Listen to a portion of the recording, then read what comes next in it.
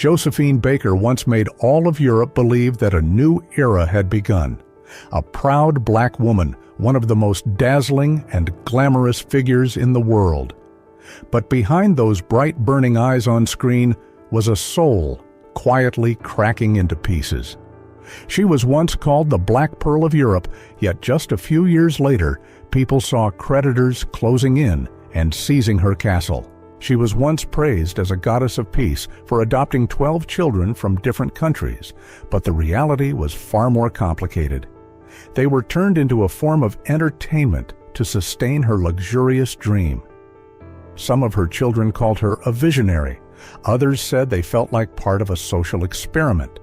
Have you ever wondered what happened to those 12 children after Josephine Baker's grand dream shattered into fragments? Let's revisit the 12 children of Josephine Baker and dive into the silent pain of a black woman forced to endure beneath the shadow of great America. A turbulent childhood and the glow of France. She was born Frida Josephine McDonald in 1906 in the heart of St. Louis, Missouri, a place covered in discrimination and fear where black children were reminded every day of their limits. Her mother worked as a washerwoman. Her father, a vaudeville drummer, disappeared before she turned one. The little girl became a scapegoat in her mother's restless mind. Carrie believed that the child's birth had driven her man away. From there, Baker's childhood stretched from her grandmother's home to her mother's temporary shelters, and then to the large houses of employers willing to make an 8-year-old girl do anything. She dropped out of school at 12, worked as a waitress in a bar, and lived on the streets in hardship and poverty. Life then meant sleeping in basements, sleeping on cardboard when nothing better was available. She danced on street corners with a tin cup asking for spare change, and she was good at it in the way some people are born good at something long before anyone teaches them. Love came early, almost cruelly early. At 13, she married a man named Willie Wells, a foundry worker she met while waitressing at a club. The marriage lasted only a few weeks. Some accounts say that one night he rushed at her in a rage, and she struck back with a bottle before leaving. Whatever truly happened by 14, it was over, and she was back on the streets. At 15, she married again, this time to a Pullman porter named William Howard Baker. That marriage did not last long either, but at least it seemed better than the first, because she chose to keep the name Baker as her own. And like many black performers before and after her, she realized she was living in a country that loved her talent but hated her skin. She once said, "I was afraid to be black in America, afraid to walk in my own country." So she did something bold for that time. She left the United States and walked away. In 1925, she boarded a ship to Paris to join La Revue Negre, a performance featuring black American artists as stars. And in Paris, everything changed. Josephine agreed to perform in an all-black show.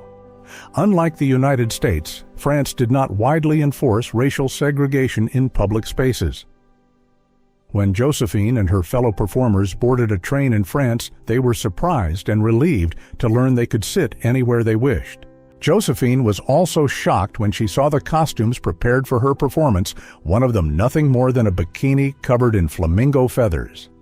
After one show, she quickly adapted to this form of performance and chose to stay in Paris, escaping the racism that had blocked her path to becoming who she wanted to be in America.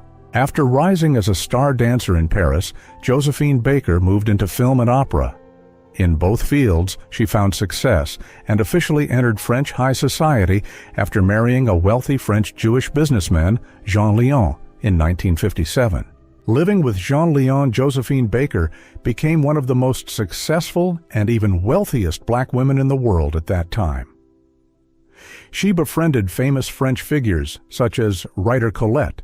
She bought a castle, wore gowns from the most exclusive designers, and often walked the streets with her pet cheetah Chiquita, wearing a diamond collar. But America remained a complicated story, a thorn she could never fully remove. In 1936, she tried to return to the United States to perform on Broadway. She was met with racism, mockery, and rejection. Critics ridiculed her voice, clubs refused to serve her.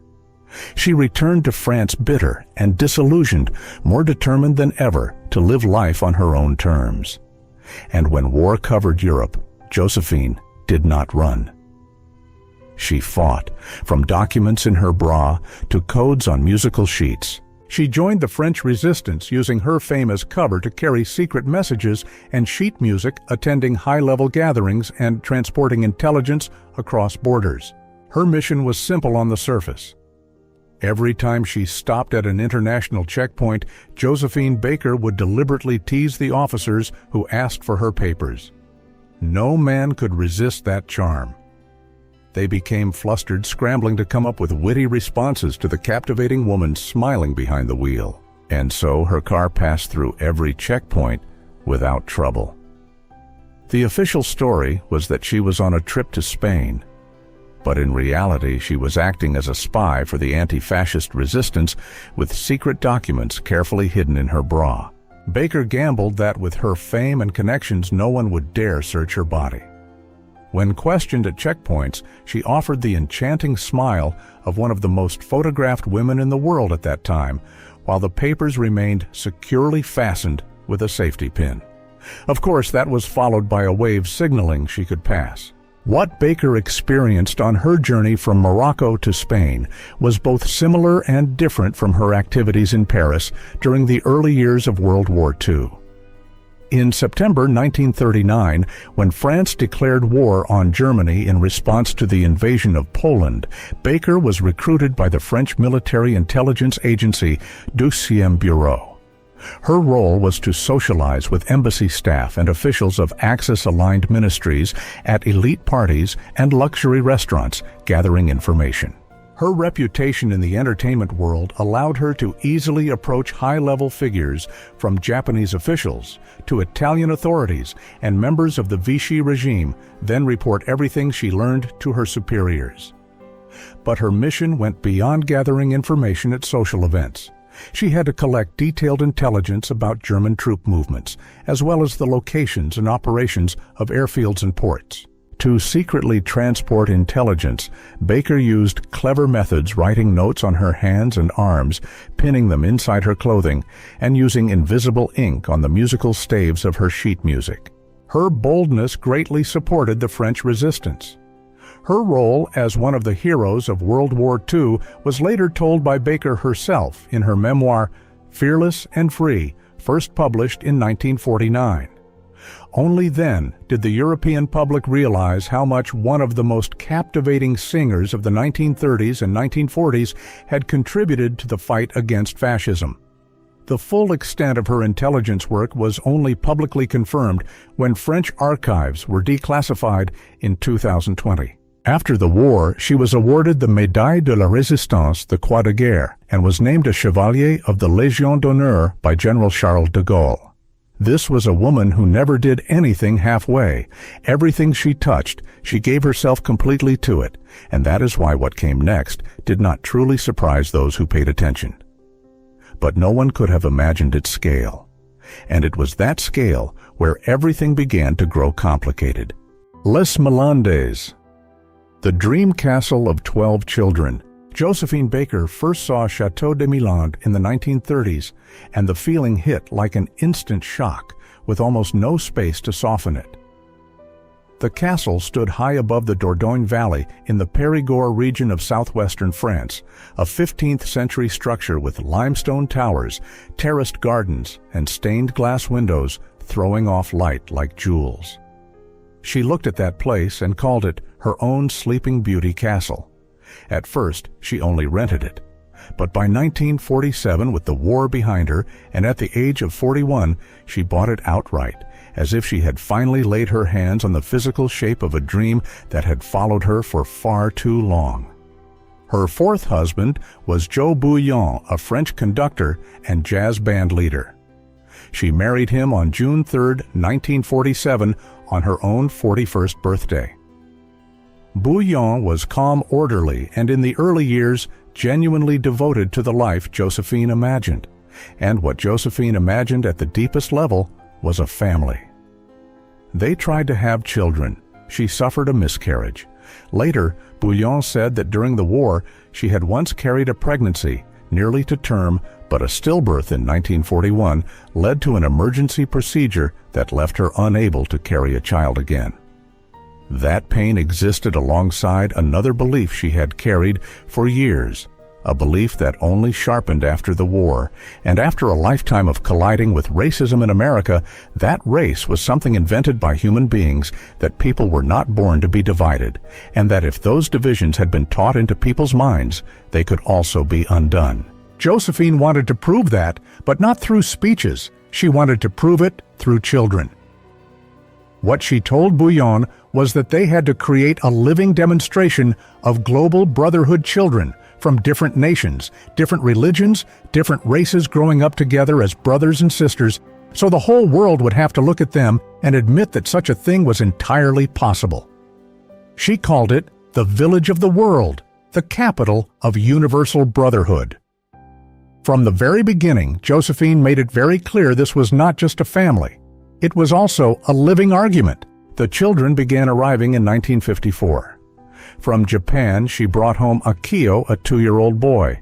From Korea, though, he was later sometimes publicly introduced as Japanese, came Teruya, whom she renamed Jano.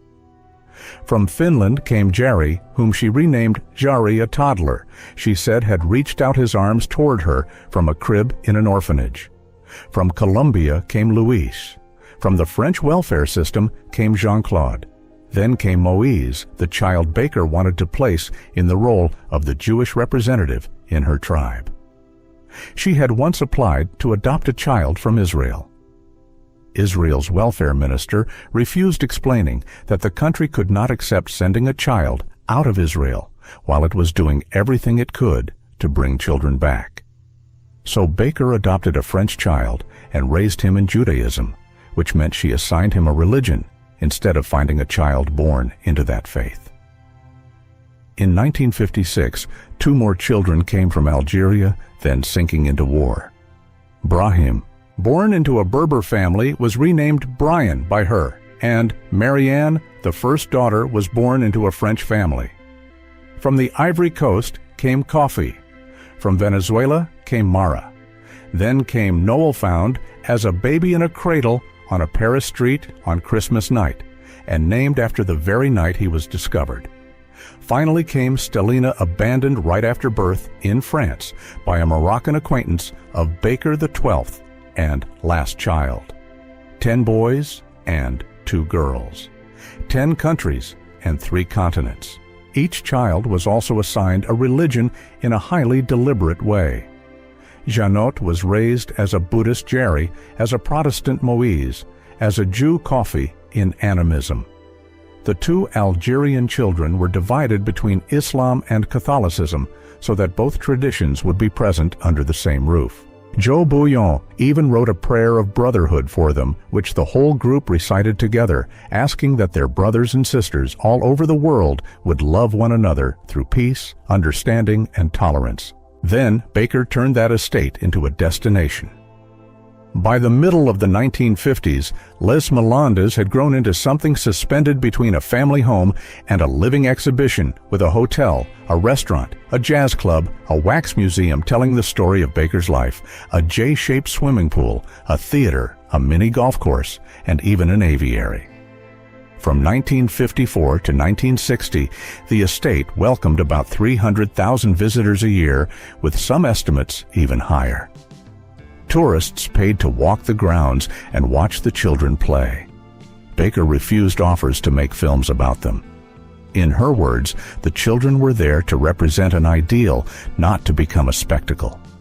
But the line between an ideal and a spectacle in a place where visitors stood behind barriers to look at her children was never truly clear. The children knew what they were meant to represent. Later, some of them recalled that while growing up there from a very early age, they understood that they were brothers and sisters from different countries, and that their shared life had been placed there to prove something to the world. That awareness felt partly like a gift and partly like a weight hanging over their shoulders. Depending on the day, the year, the child, that feeling changed. But beneath the beautiful photographs, the admission tickets, and the glossy magazine pages, the cracks had already begun to show, and some of those cracks ran far deeper than outsiders could ever see. Financial pressure and the collapse of Les Melendez. What made Les Melendez moving was also exactly what made it impossible for it to stand for very long. It was a dream built with real money. Josephine Baker was not just raising 12 children.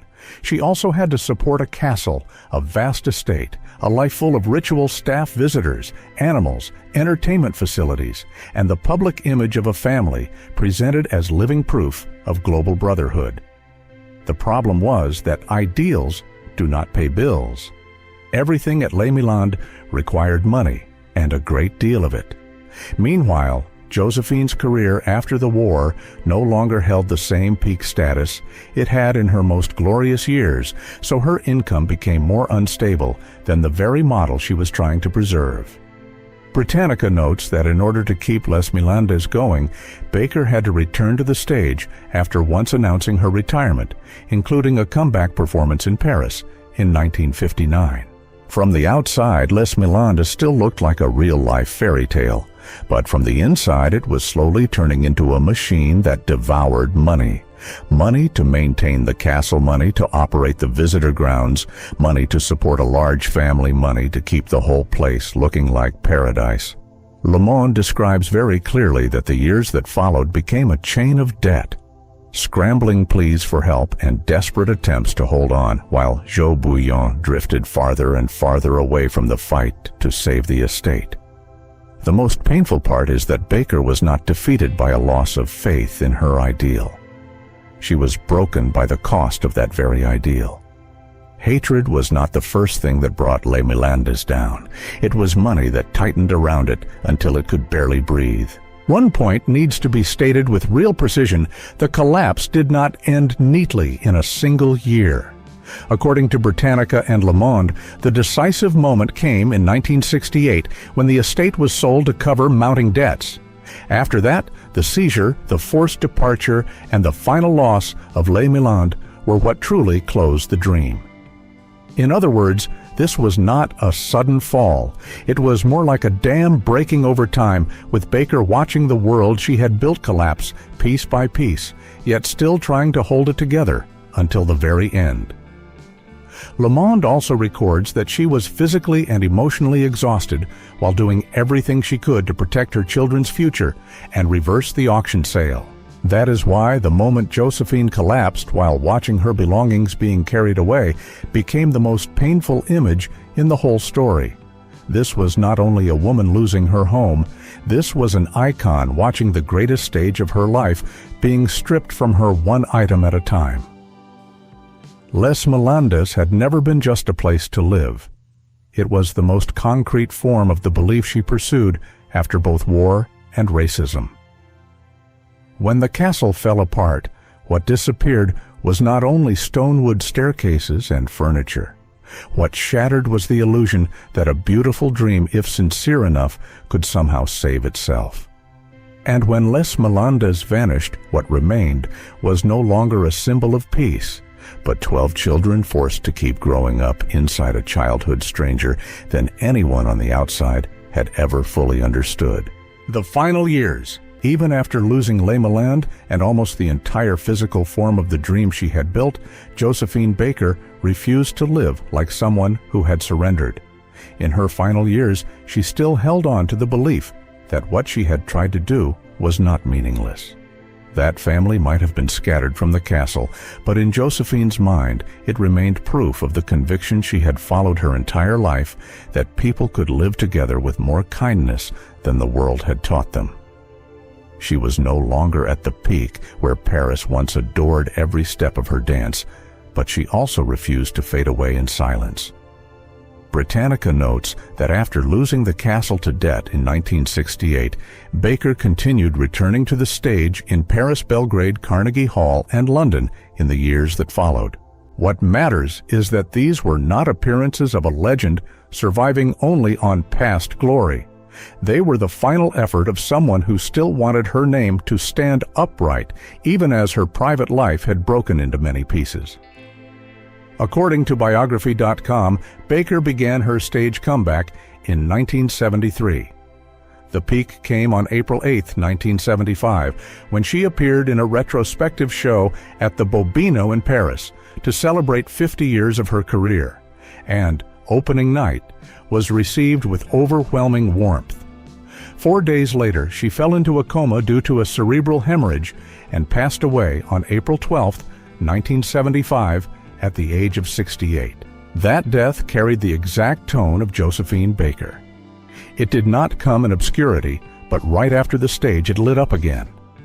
Both radiant and painful, almost like a final curtain call that only someone like Josephine could leave behind.